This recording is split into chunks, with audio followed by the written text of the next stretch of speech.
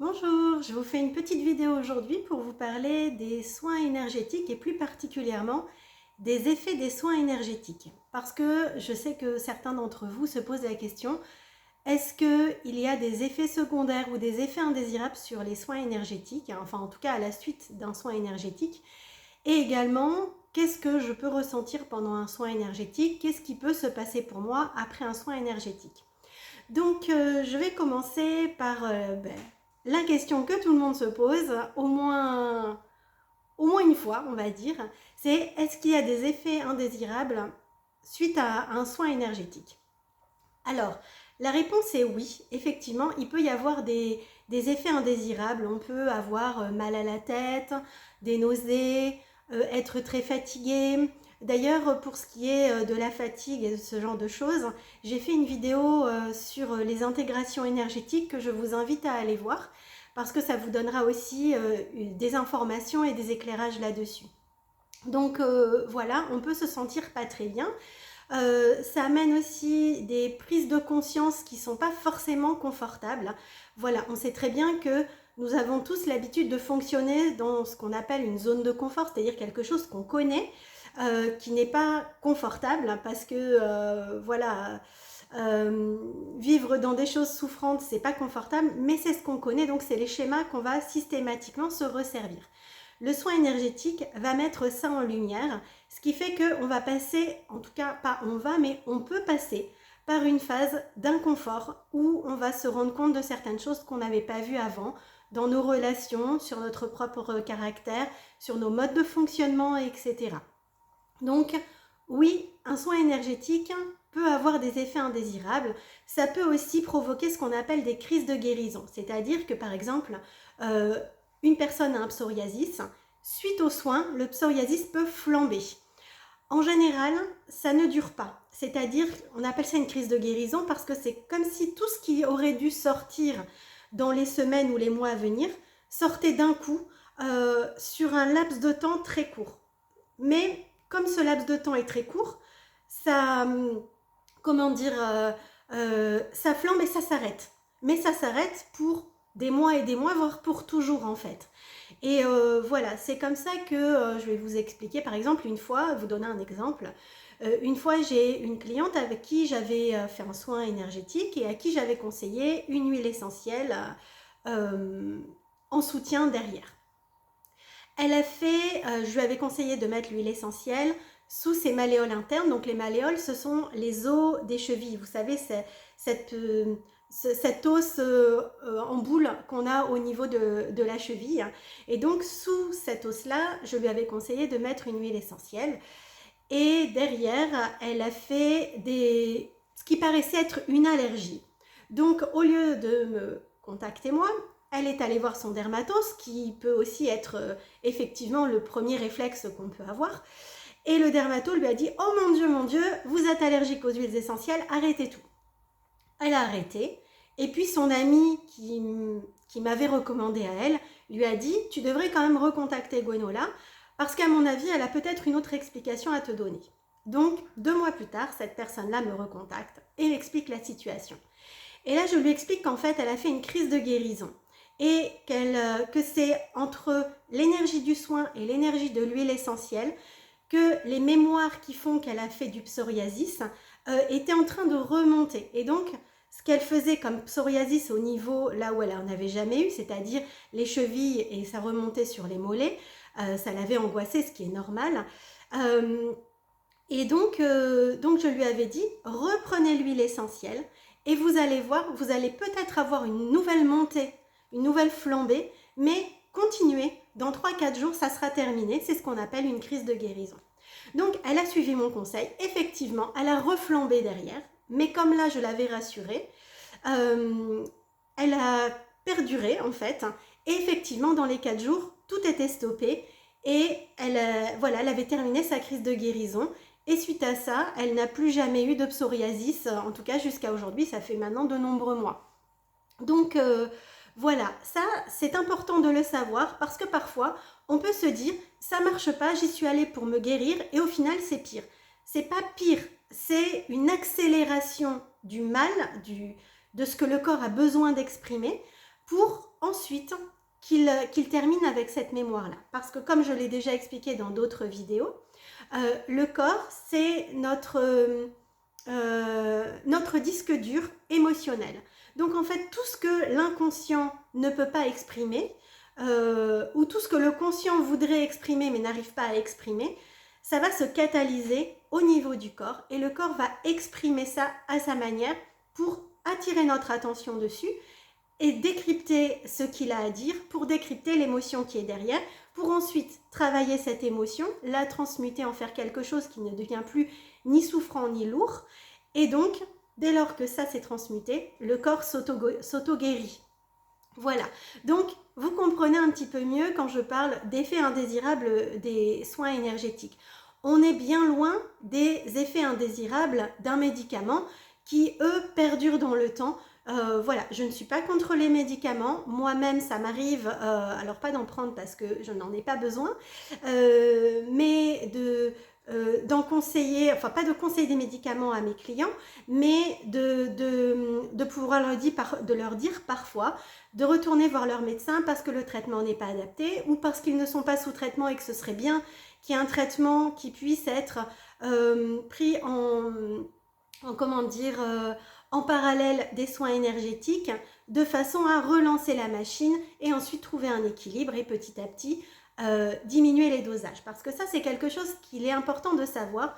Quand les gens sont sous traitement médicamenteux et qu'ils font des soins énergétiques en même temps, les médicaments deviennent, le traitement de base devient trop fort. Donc, j'ai déjà pu voir sur certains de mes clients que je leur conseillais en fait de retourner voir le médecin parce que je sentais que le traitement n'était plus adapté, qu'il était trop fort, qu'il n'allait pas. Et effectivement, quand ils retournaient voir le médecin était d'accord avec moi, alors sans forcément savoir que moi j'avais dit ça avant, parce que souvent les gens restent très pudiques sur le fait de faire des soins énergétiques en parallèle, ce qui est vraiment dommage.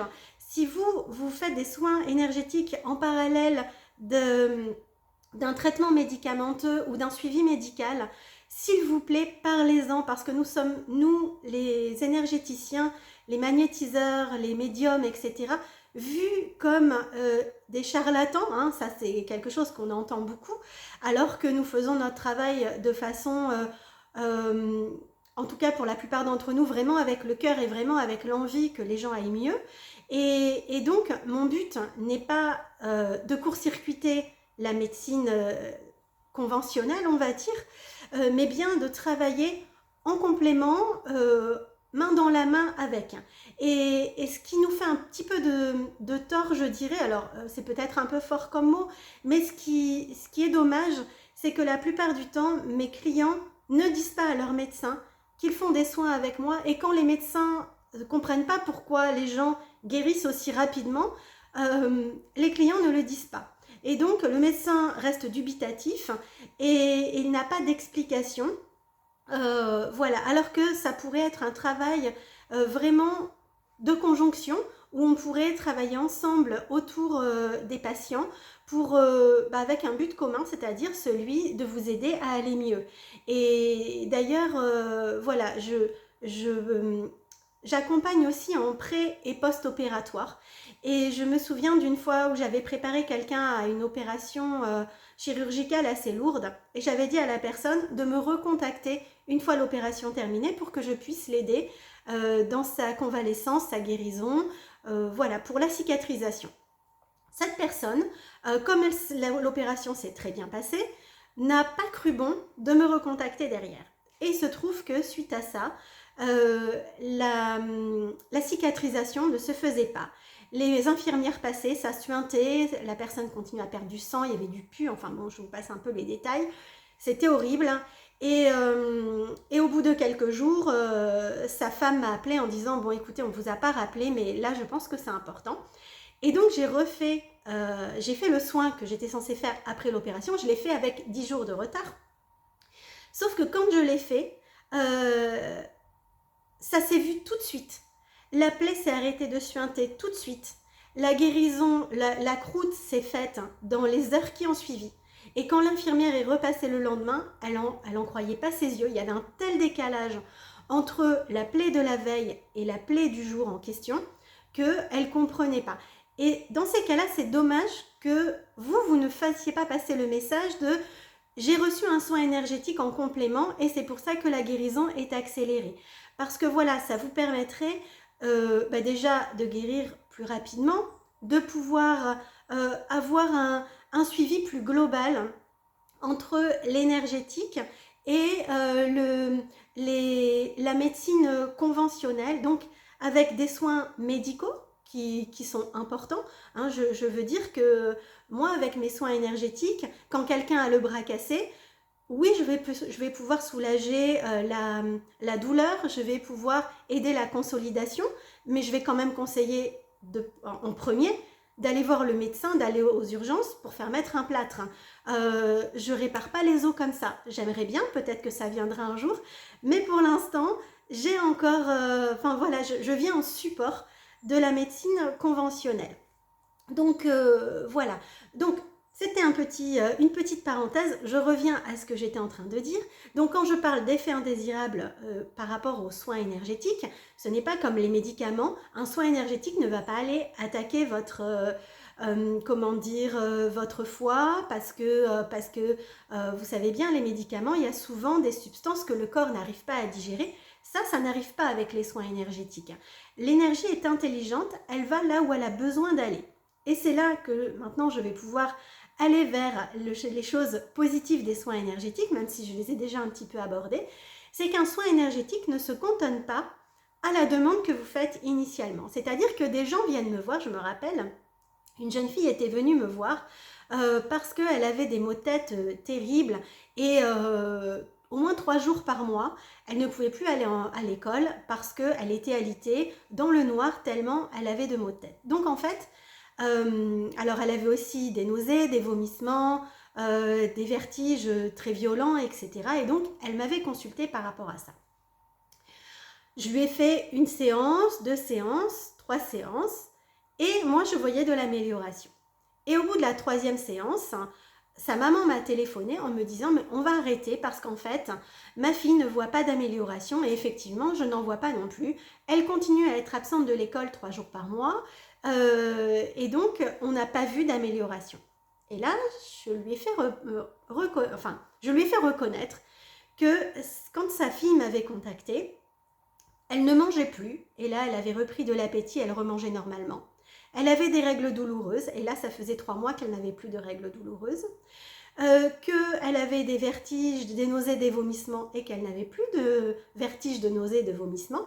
Que certes, elle avait toujours les maux de tête, mais que tout le reste avait complètement disparu. Là où sa fille se nourrissait que de soupe, aujourd'hui, elle reprenait une alimentation, elle avait repris une alimentation tout à fait correcte et ordinaire. Et là, la maman a remarqué qu'effectivement, il y avait eu des avancées. Donc, ne restez pas focalisés sur « je suis allée voir la personne parce que j'avais telle problématique ne s'est pas améliorée ».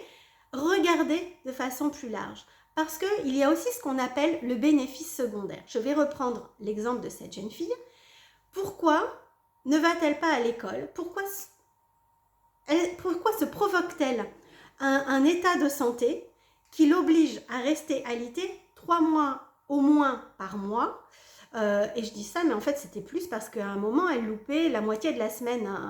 Oui, c'était 3 jours les derniers temps, mais avant c'était plus que ça, c'était 2 à 3 jours par semaine. Je m'en mêle un peu les pinceaux. Et donc, qu'est-ce qui fait qu'elle avait besoin de rester chez elle, alitée dans le noir, seule avec elle-même? C'est ce qu'on appelle un bénéfice secondaire. C'est-à-dire que parfois, on va se provoquer des états de santé qui amènent un mal-être parce que derrière, on a quand même un bénéfice. Par exemple, ça c'est quelque chose qu'on voit assez souvent dans notre profession. Des gens qui ont des problèmes de mobilité, qui sont en fauteuil roulant et que, en faisant des soins énergétiques, on peut aider à retrouver cette mobilité-là. Et c'est déjà arrivé que des gens disent « non mais je vais arrêter parce qu'en fait je ne veux pas aller mieux ». Parce que je me suis rendu compte, et ça c'est important parce que l'énergie permet aussi de se rendre compte de ce genre de choses, je me suis rendu compte que quand j'ai des problèmes de mobilité, mon mari pousse mon fauteuil roulant et à ce moment, il s'occupe de moi. Si je reprenais de la mobilité, il n'aurait plus à pousser le fauteuil roulant et donc il ne s'occuperait plus de moi. Bénéfice secondaire, mon mari s'occupe de moi quand je suis handicapée. Voilà, donc un bénéfice secondaire, ça n'est pas à laisser de côté. Donc l'énergie permet aussi d'aller pointer du doigt ces bénéfices secondaires et qui mettent en lumière le pourquoi je me crée ça dans ma santé, pourquoi je me crée cette maladie, ce mal-être. C'est parce que derrière, j'ai un intérêt particulier à être dans cet état-là. Donc l'énergie va peut-être pas guérir ça parce que vous allez faire blocage avec vos croyances limitantes. Par contre, on peut travailler ces croyances pour les modifier parce que si ça c'est modifié, vous allez aller vers votre guérison. Et pour reprendre cet exemple de si je vais mieux, mon mari ne poussera plus mon fauteuil, peut-être que ça amènera aussi un changement dans la façon dont le couple fonctionne. Mon mari ne poussera plus mon fauteuil roulant, mais mon mari va trouver des bénéfices à ce que j'aille bien, à ce que je puisse retrouver ma mobilité, parce qu'on va pouvoir aller se balader en forêt ensemble, ce qu'on n'avait jamais fait avant. Voilà, donc ça c'est intéressant de le savoir aussi. Dernièrement, il y a quelques mois, j'ai accompagné quelqu'un qui m'avait contacté pour des problèmes de santé, et il se trouve que ça a été juste incroyable, parce que j'ai traité ces problèmes de santé-là, et aujourd'hui, cette personne va vraiment beaucoup mieux. Mais ça a aussi généré des changements vraiment incroyables dans sa vie.